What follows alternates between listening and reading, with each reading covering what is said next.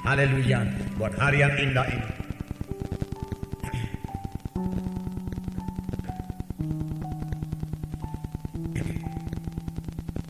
Selama beberapa minggu ini kita telah membuka dari buku Kisah Para Rasul, dan kita telah melihat bagaimana gereja pertama berkembang dengan pesat.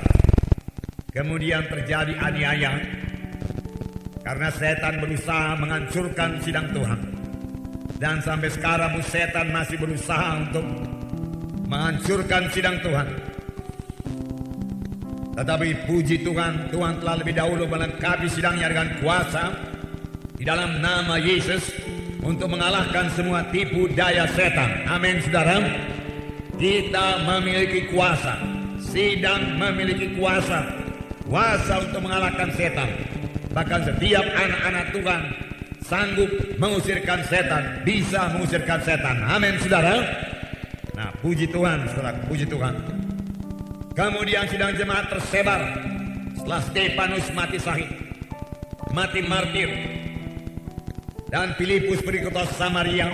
Filipus yang seorang diaken, dia bukan seorang rasul, lalu memberitakan tentang Mesias di kota Samaria.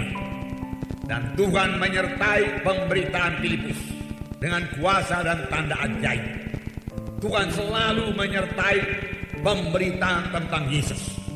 Tanda ajaib, tanda mujizat daripada Tuhan belum berhenti. Tanda ajaib, tanda mujizat masih berlangsung. Ini berarti kesembuhan melalui doa masih berlangsung. Amin, saudara. Kelepasan melalui peretakan tangan dalam nama Yesus masih berlangsung. Amin. Hamba-hamba Tuhan boleh meletakkan tangan bagi jiwa-jiwa yang terikat dengan narkotika, ganja, dan lain sebagainya, dan dia boleh bebas dalam nama Yesus. Amin.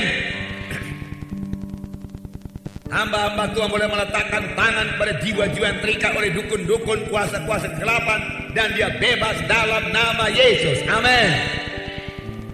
Kuasa tersebut diberikan Tuhan pada gerejanya, terlebih pada gerejanya pada akhir zaman ini. Jadi mujizat masih berlangsung. Saudaraku, milikilah mujizat Tuhan tersebut. Sama seperti Filipus yang bukan rasul, hanya diaken, pelayan meja, mengatur makanan. Tetapi karena aniaya datang, dia tersebar. Lalu sampai di Samaria dia memberitakan Injil Yesus Kristus. Dan firman Tuhan berkata, banyaklah tanda ajaib, tanda mujizat. Bukan sedikit, tetapi banyak. Biarlah hari ini kita merindukan tanda ajaib, tanda mujizat. Haleluya, saudaraku. Karena Tuhan tidak berubah. Tuhan Yesus yang memberikan kesembuhan, Tuhan memberikan kesembuhan sekarang ini. Setan-setan diusir keluar. Dan pada waktu setan itu diusir keluar, setan menjerit, setan berteriak ketakutan, berteriak terkejut. Karena sudah lama-lama dia dalam negeri Samaria belum pernah diusir. Tapi berita Injil, kuasa Roh Kudus datang ke sana, dan setan mesti pergi dalam nama Yesus. Banyak orang timpan disembuhkan, orang lumpuh disembuhkan. Dan firman Tuhan berkata, seorang tukang sihir bernama Simon juga bertobat.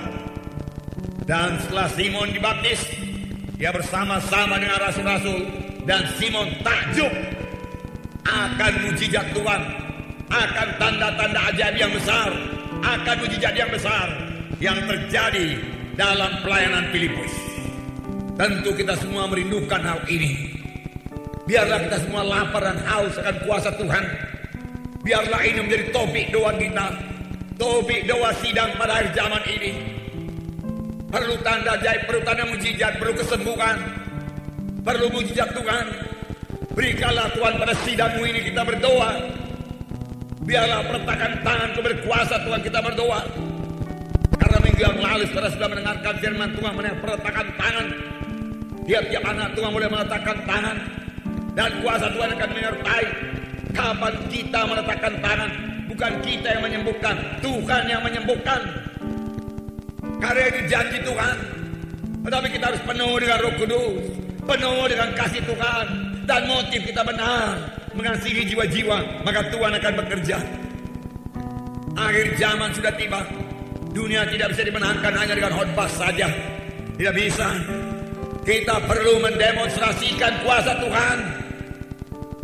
Ini telah kami laksanakan, saudaraku, beberapa tahun yang lewat, dari desa ke desa, dari kota ke kota. Dan saya percaya ini masih berlangsung terus dan akan bertambah-tambah banyak lagi tanda ajaib, tanda mujizat. Saudara, orang-orang kampung hanya mau percaya kalau mereka melihat mujizat. Kalau yang cerita saja mereka tidak mau percaya. Perlu tanda ajaib, perlu tanda mujizat. Bahkan beberapa kali kami mendemonstrasikan kuasa Tuhan yang nyata-nyata jika mereka datang kepada Tuhan. Lalu kami boleh menceritakan bahwasanya Yesuslah yang berbuat tanda ajaib, dan Yesus juga sanggup mengampuni dosa, dan Tuhan itulah satu-satunya jalan ke sorga, dan mereka percaya dan kerap kali diikuti dengan pembangunan gereja di desa tersebut. Tuhan Yesus sendiri melayani dengan kuasa dan tanda ajaib. Tuhan Yesus tidak bicara saja, memang pengajaran Tuhan sangatlah diurapi, tetapi Tuhan Yesus mengadakan banyak tanda, banyak mujizat, banyak kesembuhan. Dan Tuhan Yesus berkata, Roh Kudus ada padaku dan Dia mengurapi aku untuk memberitakan kabar baik kepada orang-orang miskin. Perlu urapan Tuhan, urapan Roh Kudus. Dan Roh Kudus yang mengurapi Yesus adalah Roh Kudus yang mengurapi kita sekarang. Tidak ada bedanya. Roh Kudus yang menyanggupkan Tuhan Yesus, Roh Kudus yang menyanggupkan kita sekarang. Roh Kudus yang memberikan hikmat kebijaksanaan kepada Tuhan Yesus, Roh Kudus yang memberikan hikmat kebijaksanaan kepada kita. Oh, biarlah kita lebih intim lagi dengan Roh Kudus. Amin, saudara. Lebih intim lagi, lebih rapat lagi dengan Roh Kudus. Dan Dia mengurapi aku untuk memberitakan kebebasan bagi orang tertawan, kelepasan bagi orang tertindas, dan memberitakan tahu rahmat Tuhan telah datang, memberi penglihatan pada orang buta. Dan pada hari ini genaplah nas ini suatu kamu mendengarnya. Tuhan berkata, 2000 tahun yang lewat sudah genap. 2000 tahun yang lewat sudah dimulai pekerjaan Roh Kudus yang luar biasa. Dan pada akhir zaman Tuhan pasti mengembalikan lagi pekerjaan Roh Kudus yang luar biasa di dalam gerejanya. Amin. Saya juga percaya pada akhir zaman Tuhan tidak memakai penginjil-penginjil yang hebat luar biasa. Tidak lagi, saudaraku. Tetapi pada akhir zaman Tuhan memakai tiap-tiap anak-anak Tuhan. Dengan perkataan lain, Tuhan memakai gerejanya.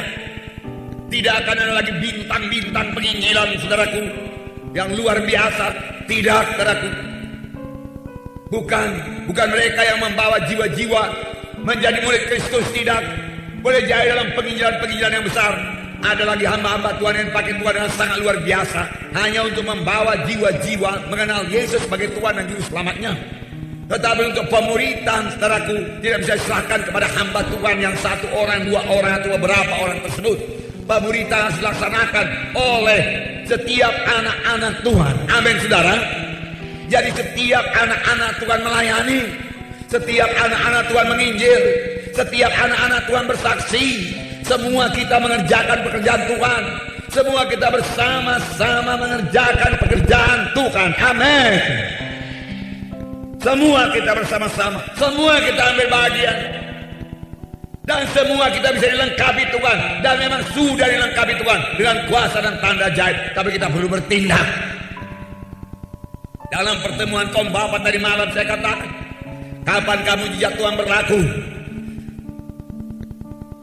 Kalau sekiranya Filipus tetap di Yerusalem dan dia tidak pergi ke Samaria, tidak akan terjadi mujizat Tuhan.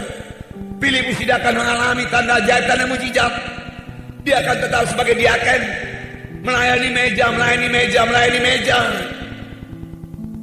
Atau kalau sekiranya Filipus berkata, aku ini bukan seorang rasul, aku ini seorang diaken saja, aku tidak bisa menginjil, tanda ajaib, tanda mujizat tidak akan terjadi.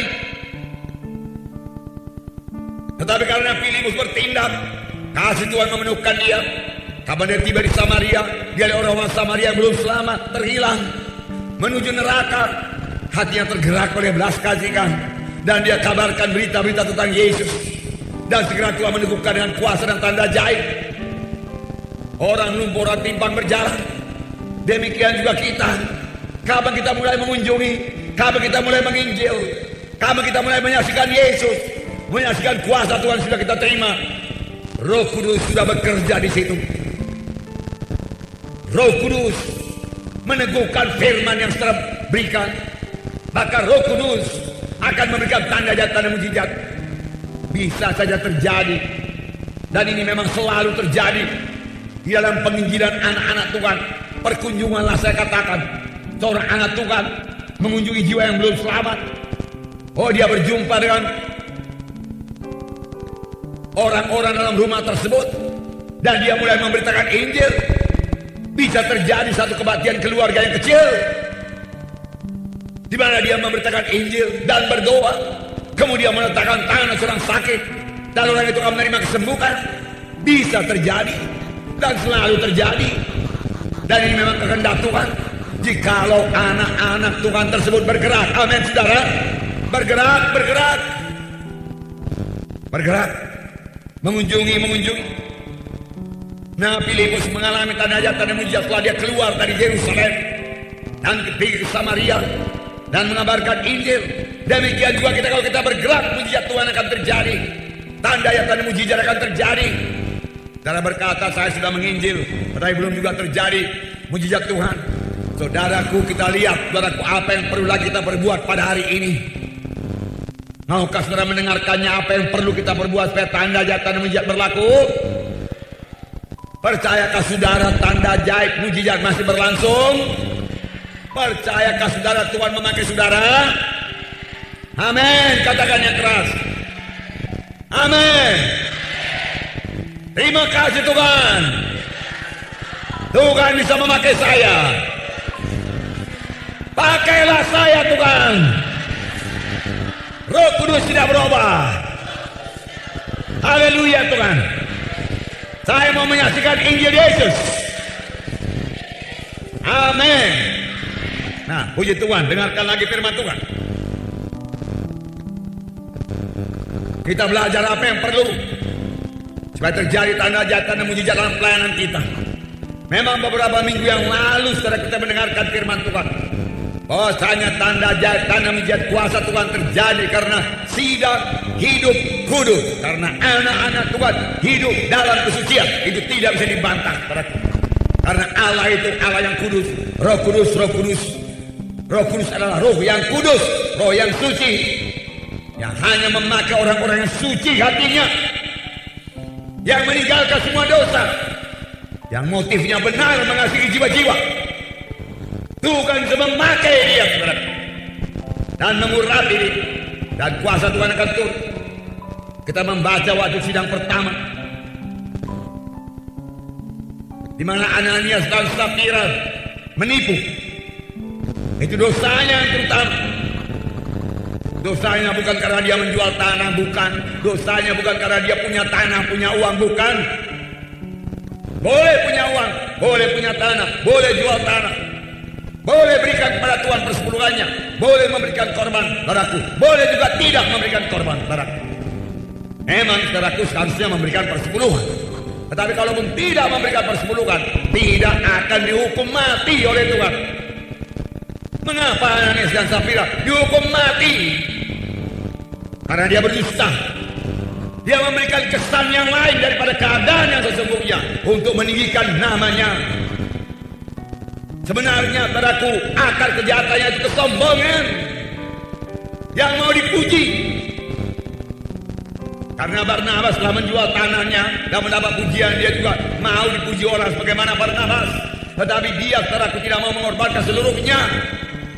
Bukan karena dia memberi separuh daripada hasil penjualan itu, saudara, dia dihukum mati, tidak. Dia bisa saja memberikan separuh atau sepersepuluh saja pun cukup. Dan dia berkata kepada rasul, ini persepuluhanku, ini aku berikan separuh, baru lagi masih kebutuhan. Tidak ada dosa dalam keadaan demikian. Tapi kalau dia beri separuh, tapi dia menipu, dan dia katakan inilah seluruhnya hasil tanah tersebut, itulah dosanya. Lihat, setan menipu, saudara. Setan menipu melalui dosa, melalui uang. Akibatnya, saudara, hukuman mati berlaku atas mereka berdua, suami istri. Biarlah kita berkata ya di atas yang ya, amin, dan tidak di atas yang tidak, amin. Ya, tinggalkan semua dusta. Jangan kamu berbohong lagi. Berkatalah benar, firman Tuhan berkata, amin. Dan kalau kita menceritakan sesuatu keadaan, ceritakan dengan sebenar-benarnya, supaya orang mengerti bagaimana keadaan sebenarnya. Jangan keadaan yang lain kita ceritakan untuk membesarkan diri kita, meninggikan diri kita. Cerita yang benar, cerita yang lurus, diberkati Tuhan. Amin. Ya, ini akan mengobatkan diri saudara. Dan firman Tuhan berkata, ketakutan berlaku bagi seluruh jemaat dan orang luar juga. Tapi tanda ajaib, tanda mujizat bertambah-tambah, dan imam-imam juga bertobat, dia katakan. Dan bayang-bayang Petrus menyembuhkan. Betul, dengan kekudusan, saudaraku. Kuasa Tuhan akan bertambah-tambah dinyatakan. Biarlah kita semua maju kepada kekudusan, meninggalkan semua dosa, meninggalkan semua kegelapan dalam hidup kita. Mari kita hidup benar di hadapan Tuhan, hidup suci, tidak ada kompromi. Jangan kompromi dengan dosa. Itu hanya membawa kita, saudaraku, jauh daripada Tuhan, membuka pintu kepada setan. Jangan kompromi dengan ada di setiap kegelapan. Itu mendatangkan kutuk. Waktunya lah, saudara, Tuhan memberkati anak-anaknya pada akhir zaman ini. Tapi buangkan semua halangan-halangan yang menutup berkat Tuhan tersebut. Biar berkat Tuhan berlaku sepenuhnya bagi anak-anak Tuhan yang hidup kudus. Tapi hari ini kita lihat satu lagi yang perlu untuk menurunkan kuasa dan tanda ajaib dalam pelayanan kita. Kisah 8 ayat 26 sampai 40. Mari sama-sama kita membacanya. Kisah 8 ayat 26. Saya baca satu ayat, saya baca satu ayat. Kisah 8 ayat 26. Saya membacakan satu ayat, saya baca satu ayat. Kemudian berkatalah seorang malaikat Tuhan kepada Filipus, katanya, bangunlah dan berangkatlah ke sebelah selatan menurut jalan yang turun dari Yerusalem ke Gaza. Jalan itu jalan yang sunyi.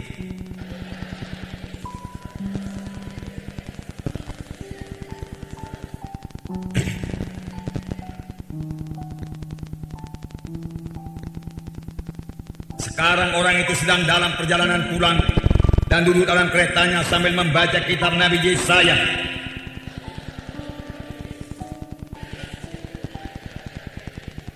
Filipus segera ke situ dan mendengar sida-sida itu sedang membaca kitab Nabi Yesaya. Kata Filipus, mengertikah Tuhan apa yang Tuhan baca itu?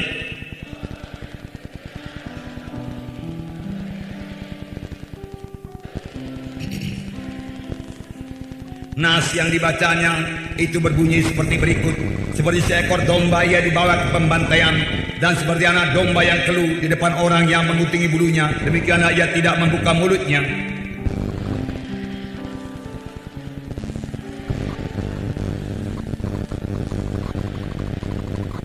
Maka kata sida-sida itu kepada Filipus, aku bertanya kepadamu tentang siapakah Nabi berkata demikian, tentang dirinya sendiri atau tentang orang lain?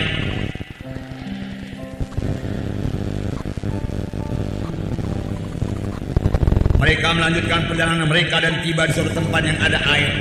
Lalu kata sida-sida itu, lihat di situ ada air. Apakah halangannya jika aku dibaptis?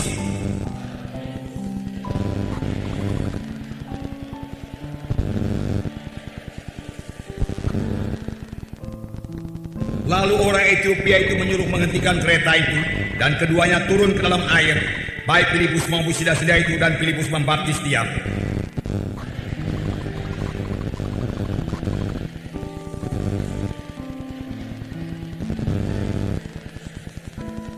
Tapi ternyata Filipus ada di Asdod.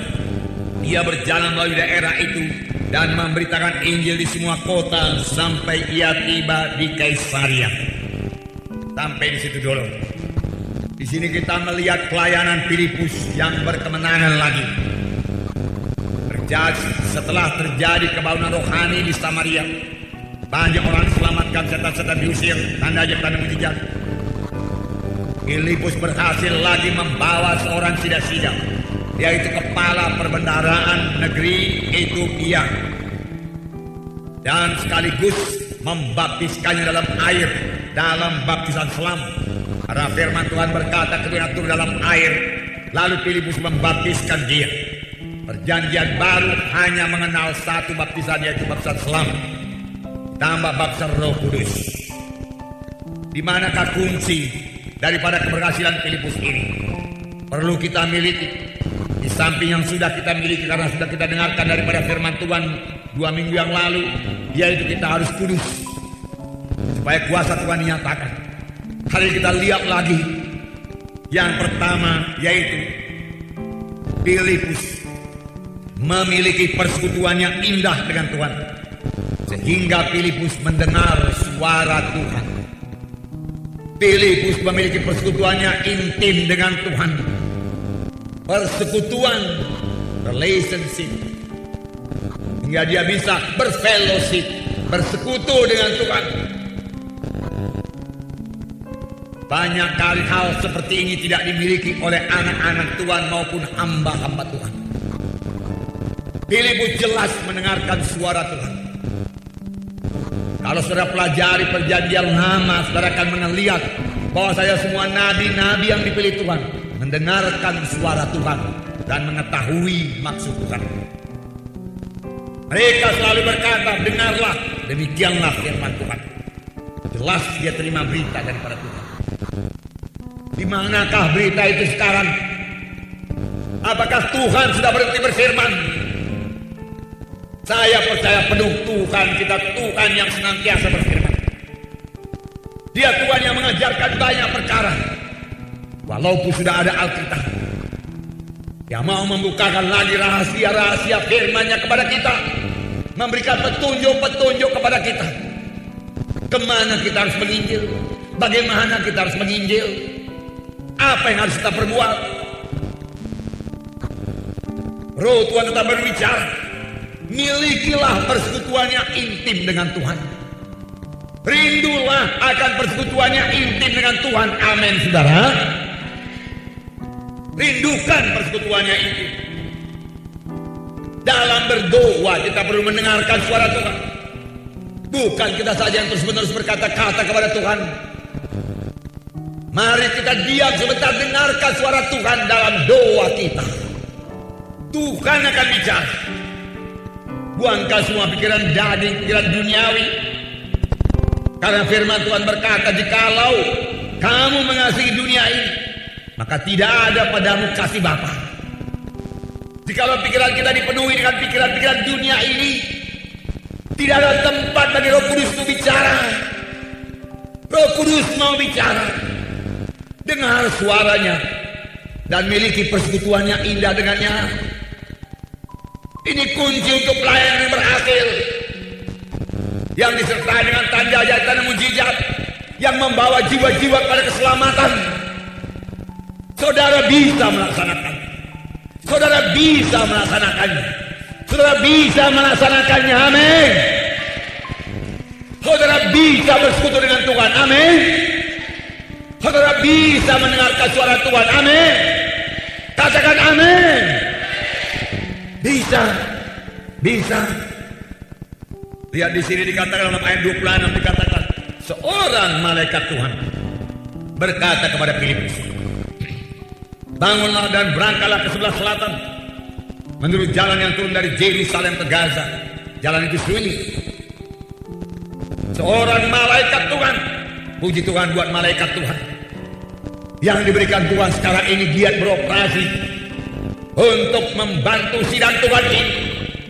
Tetapi saya juga membaca satu cerita dari Frank Piretti, bahwasanya malaikat itu hanya aktif bekerja kalau sidang Tuhan berdoa. Kalau sidang Tuhan tidak berdoa, malaikat tidak aktif.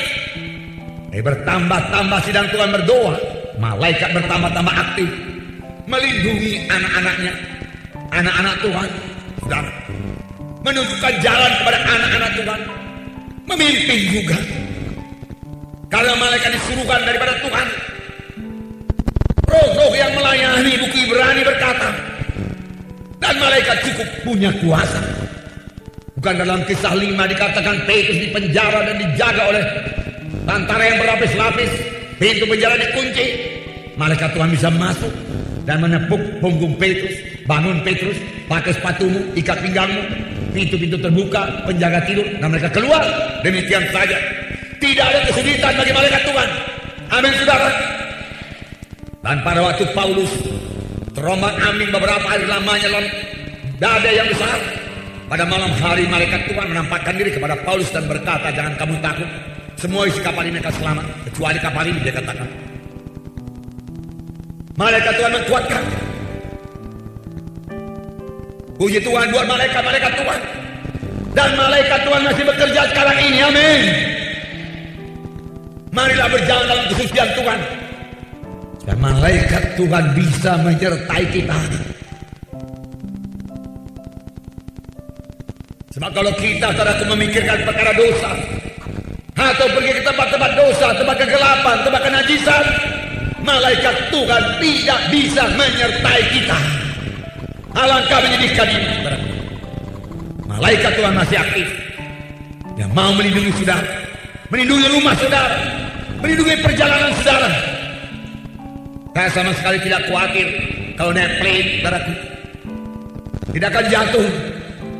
Karena saya percaya satu malaikat sanggup menatang Boeing yang besar itu, saudaraku, ataupun Airbus yang besar itu. Cukupkah kuasa malaikat menatangnya? Cukupkah kuasa malaikat mengangkat plane yang besar itu? Cukup? Cukup.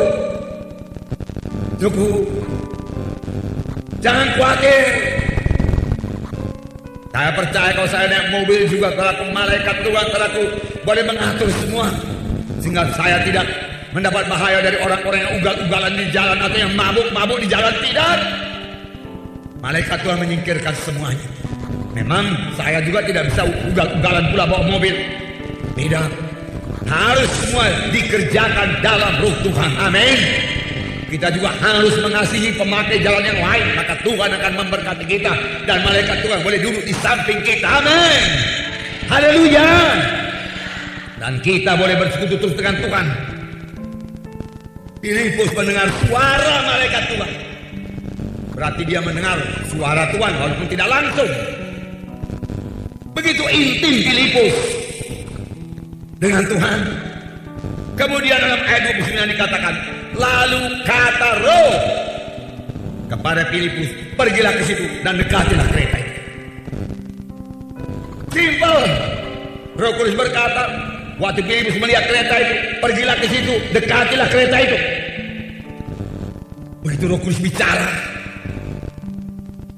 dan Filipus patuh, Filipus patuh, Filipus patuh. Amin. Dari cerita ini juga kita mengerti, pada waktu malaikat Tuhan berkata kepada Filipus, pergilah ke jalan menuju ke Gaza. Kita tahu Filipus segera patuh, bukan berlambat-lambatan. Kalau Filipus membuang-buang waktu, kereta sudah lewat. Tapi dia tidak membuang-buang waktu, segera patuh. Tidak bimbang, tidak ragu-ragu. Walaupun di Samaria kebangunan rohani sedang berlangsung, Tuhan berkata tinggalkan sebentar, dan dia tinggalkan pergi ke jalan menuju ke Gaza. Patuh, patuh, patuh. Nah, kemudian dia lihat sida-sida itu, membaca kitab Nabi Yesaya, mengertikah Tuhan apa yang Tuhan baca itu? Bagaimana saya mengerti kalau tidak ada yang menerangkan kepada saya? Lalu Filipus menerangkan, naik ke atas kereta, menerangkan jalan keselamatan. Begitu jelas, begitu berkuasa, begitu diurapi. Sehingga saudaraku, bendahara kerajaan Ethiopia ini bertobat dan mengatakan, aku percaya kepada Tuhan Yesus, baptislah aku. Boleh. Keduanya turun dalam air, lalu Filipus membaptiskannya dan naik ke atas. Kemudian dalam ayat 39 dikatakan, Roh Kudus tiba-tiba mengangkat Filipus, melarikan Filipus. Satu persekutuan yang intim dengan Roh Kudus. Rindukah saudara memiliki persekutuan yang intim dengan Roh Kudus? Katakan yang kuat, rindukah saudara memiliki persekutuan yang intim dengan Roh Kudus? Katakan amin. Saya juga rindu. Tapi saya ada berita kepada saudara. Dengarkan baik-baik. Bukan hanya saudara yang rindu bersekutu dengan Roh Kudus. Roh Kudus lebih rindu lagi untuk bersekutu pada saudara dan menerangkan jalannya dan menyatakan kuasanya dalam hidup saudara. Amin. Roh Kudus lebih rindu lagi. Maka sudah lama dia menunggu. Dan biarlah kita sadari pada hari ini, apakah kita memberi kesempatan pada Roh Kudus apa enggak? Apakah kita terlalu sibuk dengan urusan dunia ini dan pikiran dunia ini? Fokus lebih rindu bersekutu. Kita boleh mendengarkan suaranya. Pada waktu Adam dan Hawa jatuh pada dosa, Tuhan masih datang dalam Taman Eden. Berarti sebelumnya Tuhan sudah selalu datang dalam Taman Eden dan bersekutu dengan Adam dan Hawa. Berkata-kata dengan Adam dan Hawa. Tuhan menikmati persekutuan dengan Adam dan Hawa. Adam dan Hawa menikmati persekutuan dengan Tuhan. Amin. Adakah saudara menikmati persekutuan dengan Tuhan? Nikmatilah persekutuan dengan Tuhan. Dalam doa yang sungguh-sungguh, nikmati persekutuan dengan Tuhan. Tuhan sering datang. Inilah maksud Tuhan menciptakan Adam dan Hawa, untuk dapat bersekutu dengan Tuhan. Tuhan menciptakan Adam dan Hawa bukan supaya Adam dan Hawa terus-menerus kerja keras di Taman Eden, membersihkan Taman Eden. Bukan itu yang terutama. Bukan terutama mengurus Taman Eden, tapi untuk bersekutu dengan Tuhan, berkata-kata dengan Tuhan, punya hubungan yang baik dengan Tuhan. Amin. Dahulu dosa memisahkan kita dengan Tuhan. Firman Tuhan berkata, bukan tanganku terlalu pendek untuk menolong engkau, bukan telingaku terlalu berat mendengarkan doamu, tapi dosamu serupa dinding memisahkan aku dengan engkau. Sehingga kita tidak bisa bersekutu dengan Tuhan. Sehingga doa kita melayang-layang. Tetapi sesudah selamat, dosa itu dicabut, dinding itu dicabut, dan mulai saat kita bisa bersekutu dengan Tuhan. Oh, pakailah ingin terus dalam hidup saudara, senantiasa bersekutu dengan Tuhan. Amin. Amin, saudara. Bersekutu dengan Tuhan. Ini rasanya. Saudara akan sangat dikuatkan kalau saudara bersekutu dengan Tuhan. Saudara akan disegarkan tiap kali saudara bersekutu dengan Tuhan. Saudara akan mengerti, menyambut maksud Tuhan kalau saudara bersekutu dengan Tuhan. Bersekutu dengan Tuhan. Bagus bekerja buat Tuhan. Bagus bersaksi, bagus. Bagus melayani, bagus. Bagus mengusir setan. Tapi kalau hanya kerja terus menerus, Tuhan tidak suka. Tuhan mau kita bersekutu dulu dengan Tuhan dan menerima petunjuk Tuhan. Bagaimana kita mengerjakan pekerjaan Tuhan. Lalu kita mulai melayani, menginjil, meletakkan tangan orang sakit, berdoa dan lain sebagainya. Ini nomor satu persekutuan. Yesus punya persekutuan yang erat dengan Bapaknya. Tuhan Yesus berkata, aku dan Bapa itu satu adanya. Aku hanya mengatakan apa yang dikatakan oleh Bapakku. Aku melihat apa yang dikerjakan Bapakku. Dan Tuhan berdoa, jadikanlah mereka itu satu Bapa, sama sebagaimana kita satu adanya. Intim, rapat sekali persekutuan Yesus dengan Bapaknya. Tidak heran pelayanan Tuhan sertai dengan kuasa dan tanda ajaib. Bisakah kita memiliki hidup seperti ini? Bisakah kita memiliki hidup seperti ini? Rindukah saudara hidup seperti ini? Inilah seharusnya gaya hidup anak-anak Tuhan. Gaya hidup yang bersekutu dengan Tuhan. Gaya hidup yang mendengar suara Tuhan. Gaya hidup yang berkata-kata dengan Tuhan. Gaya hidup yang membuka hati kepada Tuhan. Yang memikirkan perkara-perkara rohani. Sehingga Tuhan bisa bicara kapan saja. Dan kita bisa mematuhi suara Tuhan, mematuhi suara Tuhan. Karena Tuhan juga waktu dalam dunia ini teraku. Dia dalam keadaan tubuh manusia. Dia meninggalkan kemuliaannya di sorga. Dia bisa bersekutu dengan Bapaknya. Dia satu dengan Bapaknya. Dia mengerti menyambut kehendak Bapaknya. Dia tahu apa yang diperbuat Bapaknya. Oh, milikilah persekutuan yang indah dengan Tuhan. Amin.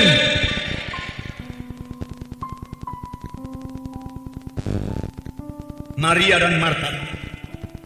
Saya membaca yang persoalan Lukas 10. Lukas 10 ayat 38 sampai 42. Saya membacakan.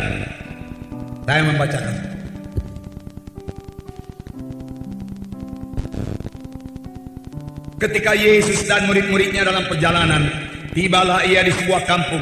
Seorang perempuan yang bernama Marta menerima dia di rumahnya. Perempuan itu mempunyai seorang saudara yang bernama Maria. Maria ini duduk dekat kaki Tuhan dan terus mendengarkan perkataannya. Sedang Marta sibuk sekali melayani. Ia mendekati Yesus dan berkata, "Tuhan, tidakkah engkau peduli bahwa saudaraku membiarkan aku melayani seorang diri? Suruhlah dia membantu aku." Tetapi Tuhan menjawabnya, "Marta, Marta, engkau khawatir dan menyusahkan diri dengan banyak perkara. Tetapi hanya satu saja yang perlu. Maria telah memilih yang terbaik, yang tidak akan diambil daripadanya." Marta sibuk sekali melayani. Marta cinta kepada Tuhan Yesus. Dia mau melayani Tuhan Yesus, menyediakan makanan bagi Tuhan Yesus. Marta kerja keras, terburu-buru, capek. Saudara, menyediakan makanan pada zaman Marta ini, pada zaman Tuhan, selain daripada menyediakan makanan seperti pada zaman sekarang ini. Pada zaman sekarang ini saudara boleh beli saudaraku daging di pasar, atau kalau sudah ada di rumah boleh ambil daging daripada peti es. Bahkan yang modern saudaraku, ya, di rumahnya bukannya kompor yang ada saudaraku, dia juga punya microwave saudaraku yang bisa mengerjakan pekerjaan dengan lebih cepat lagi. Masukkan saja makanan ke sana jadi masak. Tunggu 15 menit masak. Tapi pada waktu itu kalau Marta menyembelih domba, dia harus sembelih dahulu domba, lalu dikuliti lagi domba itu saudaraku. Lalu mulai ditumbuk bumbu-bumbunya semua. Bukan seperti sekarang ini. Kalau saudara mau bikin rendang sekalipun gampang. Saya sendiri bisa masak rendang saudaraku. Mengapa? Karena bumbunya sudah sedia, dagingnya sudah dipotongin. Supermarket sana saudara, saya beli rendang setengah kilo, bumbunya juga berikan setengah kilo, tolong santannya juga berikan, siap. Madap, cuci sebentar, masukkan kuali saudaraku, masukkan semua bumbunya, sudah, tambah secukupnya, tutup, pasang apinya saudaraku. Tunggu setengah jam, matang saudaraku. Waktu itu nggak begitu saudaraku. Dombanya dikulitin dulu, disembelih, lalu dibakar, lalu mulai dipotong-potong, bumbunya ditumbuk dulu, saudaraku, ditumbuk. Lalu tidak ada beli dulu ke gede, tidak ada kompor gas, apa yang ada kayu api.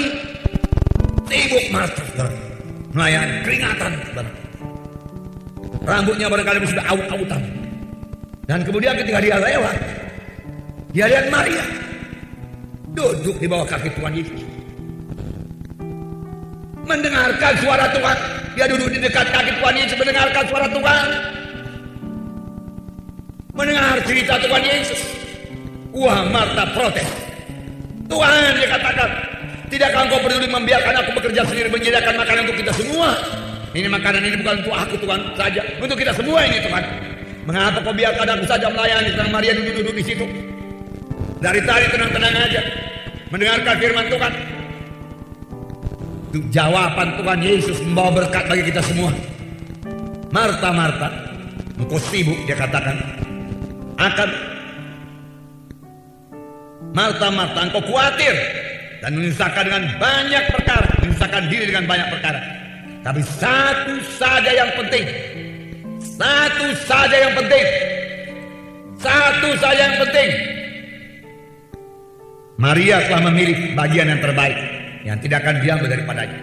Satu saja yang penting. Maria mengambil yang terbaik. Apakah di perlu Maria? Maria bersekutu dengan Tuhan Yesus. Satu saja yang penting, bersekutu dengan Tuhan Yesus. Satu saja yang penting, bersekutu intim dengan Yesus.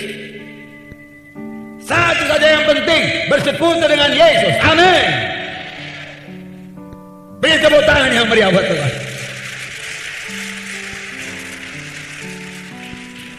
Justru yang penting ini banyak kali ditinggalkan oleh anak-anak Tuhan.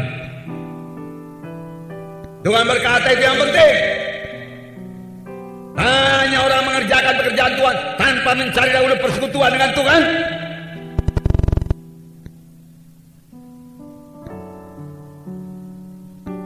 Bersekutu dengan Tuhan. Cari wajah Tuhan. Dengar suara Tuhan. Buka hati saudara. Tuhan bicara dalam hati saudara. Tuhan juga bicara melalui pikiran saudara, melintas dalam pikiran saudara. Satu pikiran yang baru, jalan keluar daripada persoalan kalau memang itu ada persoalan. Satu strategi yang baru untuk mengerjakan pekerjaan Tuhan tiba-tiba datang.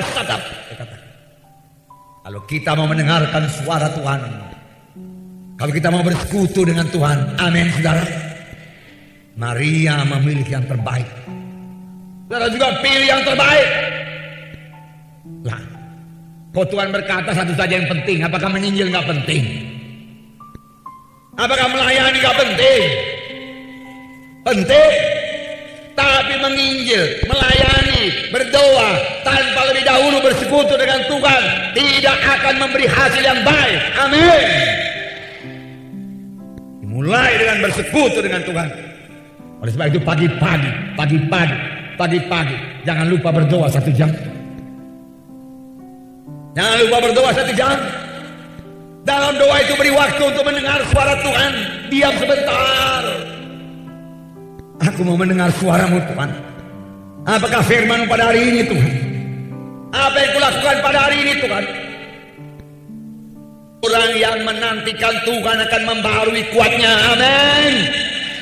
Nantikan Tuhan. Haleluya. Dan doa saudara yang bersekutu dengan Tuhan. Bersekutu dengan Tuhan.